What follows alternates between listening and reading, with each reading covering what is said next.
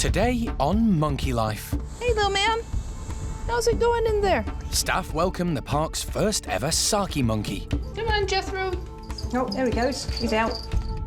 There's concern for Houdini at the lemur enclosure. Oh, listen to that. I can't hear an obvious heart murmur. And Simon's up to mischief at Hananya's.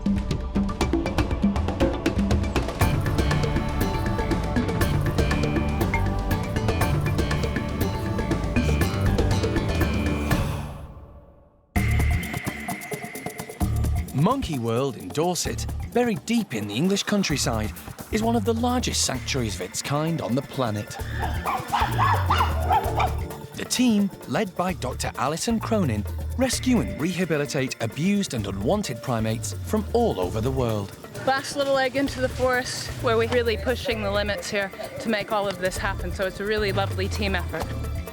The park provides a home for more than 240 monkeys and apes, and the aim is to give them as natural a life as possible.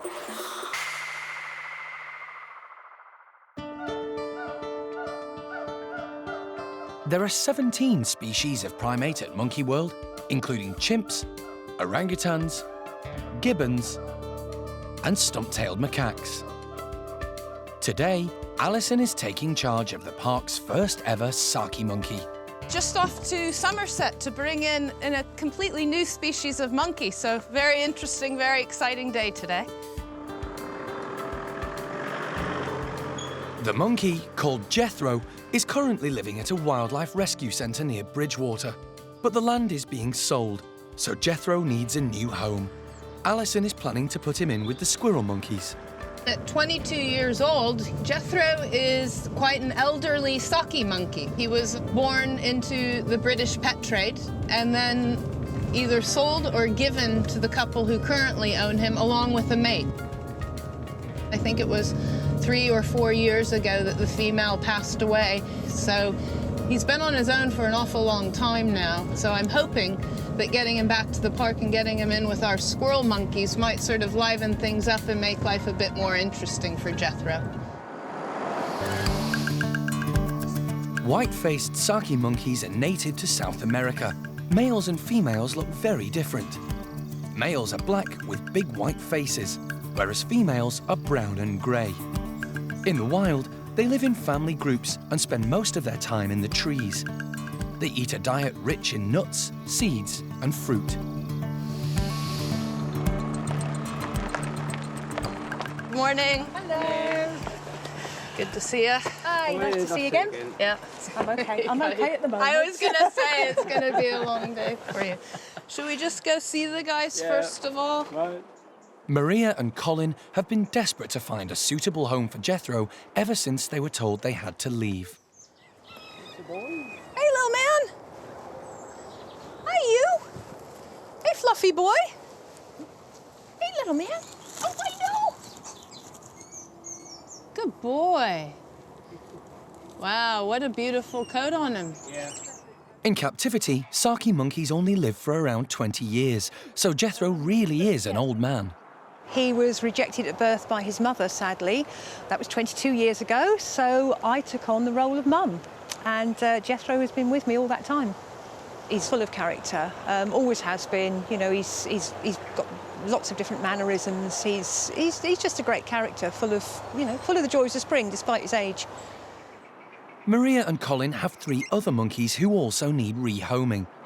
Alison is keen to take them, but at the moment, she doesn't have a suitable enclosure. We've got 3 spider monkeys here, 2 males and 1 female. And they're getting on in years as well, but they can't stay here. And so we have to consider whether or not we can find a place for them at the park. They need their own house, their own enclosure. I've got a plan in my head, but we'll have to wait and see whether I can make it come true. It's a big if right now, but I'm hoping that I've got a good plan. You're a beautiful little man. Good boy. So, for the time being, Alison's focus is on Jethro, who has only ever really known life next to the spider monkeys. I'm really pleased. He looks really nice and healthy for a 22-year-old Saki monkey. He's got a little bit of a mobility issue on his back legs, but quite frankly, any old boy does at this stage in his life, so we'll just keep an eye on him. I just have to hope that the squirrel monkeys love him as much as I do already. He's a brilliant lad.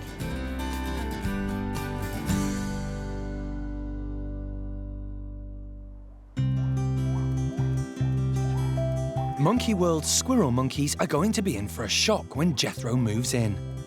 Although both species come from the tropical forests of South America, squirrel monkeys are smaller and more nimble. They live high up in the tree canopies in large social groups, whereas Saki monkeys are usually found in pairs. They wouldn't necessarily meet up in the wild. Topsy and Turvy hopefully will be okay. Hopefully they'll just see him as a new kind of playmate or someone to, you know, be of interest to them. Samantha can be a bit grumpy, so hopefully she's not having a grumpy day when he comes and turns a little bit feisty towards him or anything like that. Bridget kind of lives in his own little bubble, so hopefully it's not going to disrupt his way of life and his routine too much, so that he can kind of just get on and accept him and carry on as normal. But generally speaking, the squirrel monkeys, they're quite laid back, and hopefully they should be okay with a new arrival joining their group.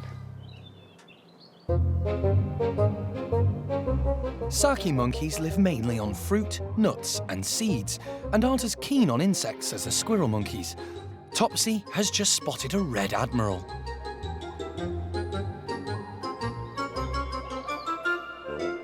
When the squirrel monkeys are hunting for their insects, they'll kind of get right into all the trees and bushes, and they can move around on all the tiny, really thin branches, so they can kind of almost sneak up on the insects, and then they kind of pounce, and then they'll just grab them with their hands. Topsy isn't the only one enjoying the impromptu snack. Turvy also strikes lucky. Squirrel monkeys' hands are really good for doing things like catching insects. They're really, really dexterous, and they can move around and, yeah, grab hold of things really well.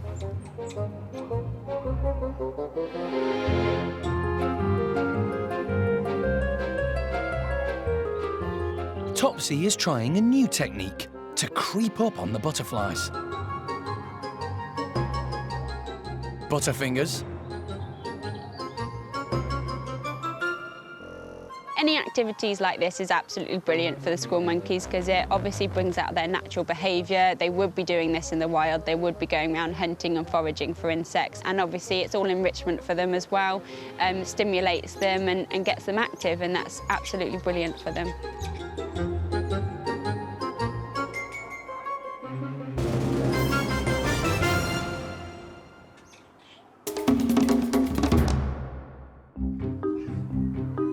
At the park's lemur enclosure, the ringtails are busy grooming. This is important behaviour for all primates, as it strengthens bonds and also keeps their fur in good condition. However, one lemur is sitting on the sidelines today. Houdini has been causing concern for a while now, and the park's vet, Mike Nathan, wants to take a closer look. Over the last couple of weeks, he hasn't been breathing very well. And to my mind, he's breathing with increased effort, and his tummy seems a little bit more swollen, but also he tends to give a soft cough like that. Makes me wonder whether it's his heart that's giving him the problem rather than anything else. We want to just try and have a listen to him, conscious if I can. If not, then we'll have to take him up to the hospital. But if you look at him, you see that he's breathing with quite an effort from his abdomen. He's a different animal to what he was a couple of weeks ago. Houdini is 16, but that isn't particularly old for a captive lemur. The team need to get him inside so that Mike can examine him. Houdini, look, come then. Look, just like normal. Good boy. Come on then. Good boy. Mind your tail. Good boy. Animal director Jeremy Keeling has come to help. The lemurs are a close-knit bunch, and the rest of the group gather for a ringside seat. He's in that little crate you met, right? So I don't know if you want to go in the shed and grab him in there. Might be. Or otherwise we can let him into the shed, but... I'd like to have a listen to him if we can. Ready?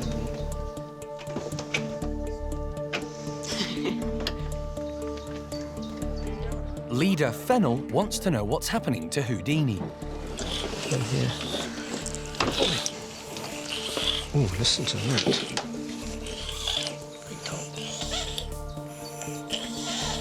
You can't hear an obvious heart murmur.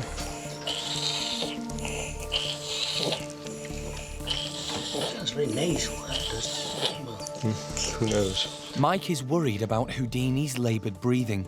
He decides he has no choice but to take him to the hospital.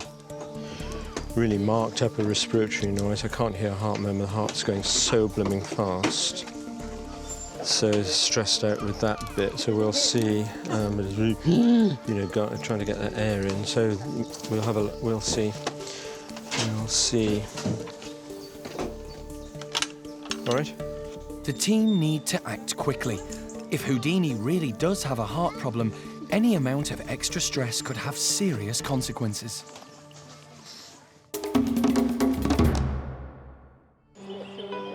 In Somerset, Alison is learning about Saki monkey Jethro.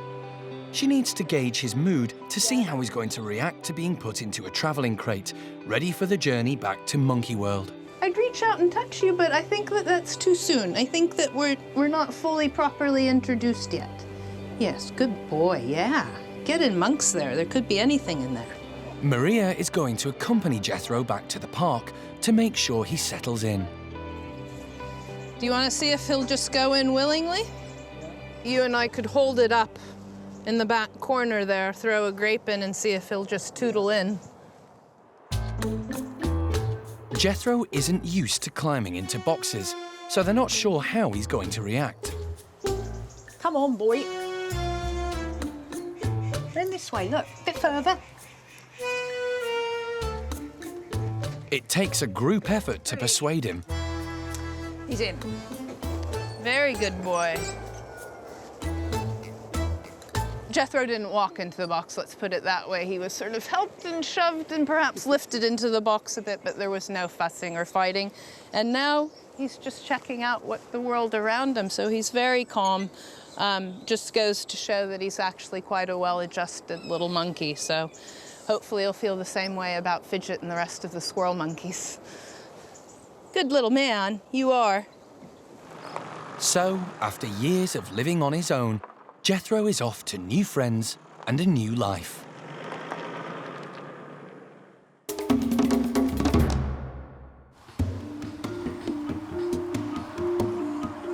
At the park's hospital, ring-tailed lemur Houdini has been fully anaesthetised, and Mike is keen to get on with his examination.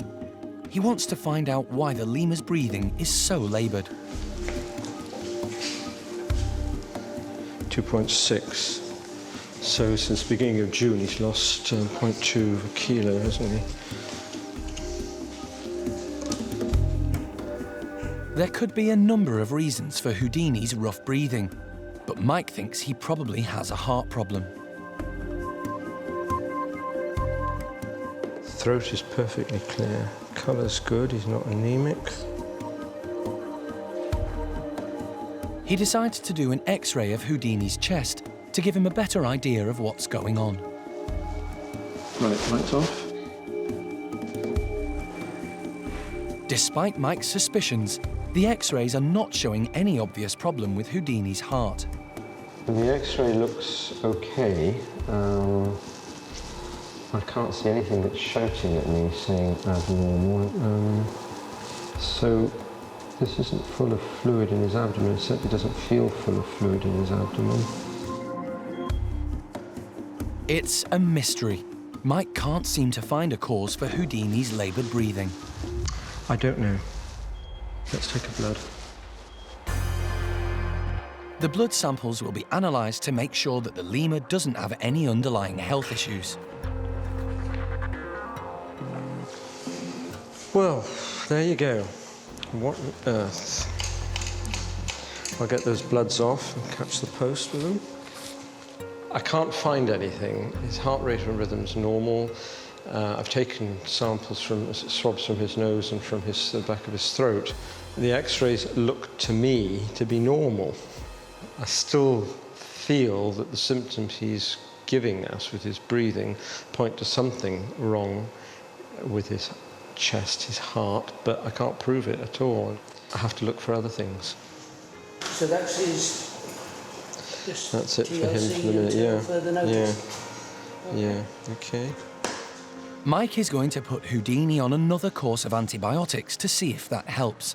And the lemur team will have to keep a close eye on him to make sure his condition doesn't deteriorate.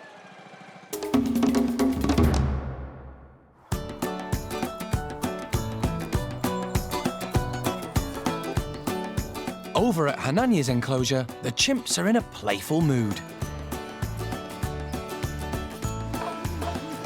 Young alpha male Hananya is displaying to exert his authority, whilst several chimps are making the most of the bedding that's been put out for them. Hananya's group is still a young group, so, you know, they're a fun group. They're still learning, you know, and they've had lots of new animals that have come into this group over the last couple of years. So, you know, I would describe it as a stable group, but they definitely have their fallouts. Games and things can sometimes get a bit out of control. Simon is bored, and that often spells trouble. He has his eye on Patricia, who's decided to have some downtime. But Simon has other ideas. He tries a charm offensive to try and get Patricia to join in, but she's not interested. Simon's definitely a playful chimp. He likes to have fun, and he really makes the most of the enclosure. I don't think there's a female in Hananya's group that Simon hasn't, you know, wound up at one point in time, so I think that goes across the board. But generally, the females like to spend time with him, you know, and he does bring out the best in a lot of the females. Kiki is the newest member of the group. She was rescued from the Lebanon 2 years ago, where she'd been kept in a cage at the side of the road. Kiki's doing great. What a success story. You look at her now, it's like she's always been here. You know, she really was a very clever chimp. She made some mistakes, but she learned from them, and it's great to see her now as a fully integrated member of the group, and a far cry from the isolation that she was in prior to being rescued by Monkey World. Simon has given up on Patricia and is now trying his luck with Cherry. But Cherry's no pushover, and Simon's bright enough to know not to mess with her. I think it's important to remember that all chimpanzee groups will change over time, and that will be the case for Hananya's as well. But considering their age and considering how many new animals have come in, I think they've done remarkably well. You know, they're a fun group that enjoy each other's company. They like to be together. Hananya's maturing into the role. So a really nice group, but, you know, who knows what the future holds.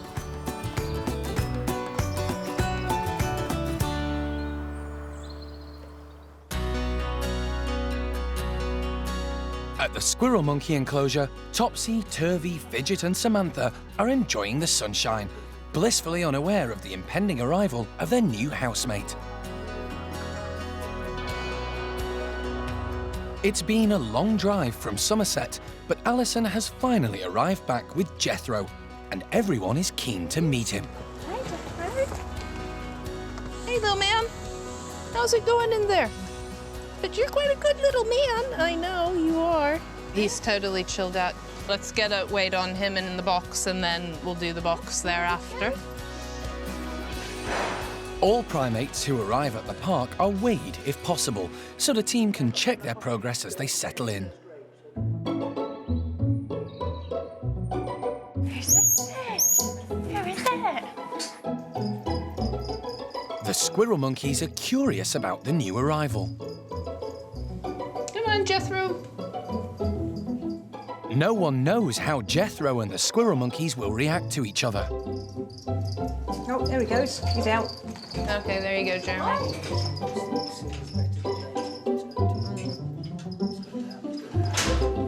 As soon as Jethro sees Fidget, he goes on the offensive.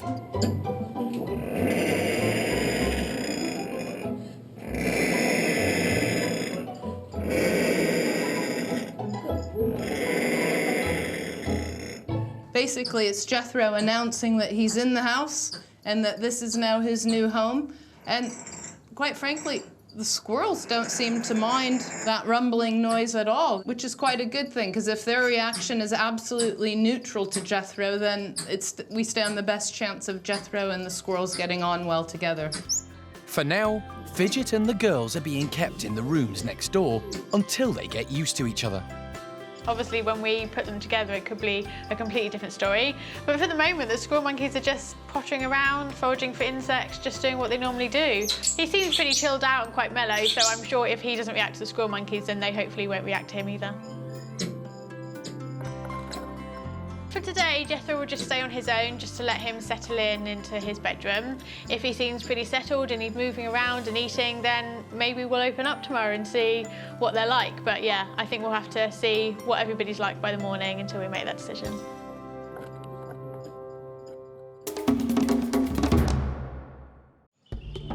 Next time on Monkey Life. Kai makes eyes at O'Sheen, but she's playing hard to get. She wants a bit more courting, I think, in this caveman approach that Kai's got. And Yurima's causing excitement for the woolly monkey team. We're hoping she's pregnant, but it's not a definite, unfortunately.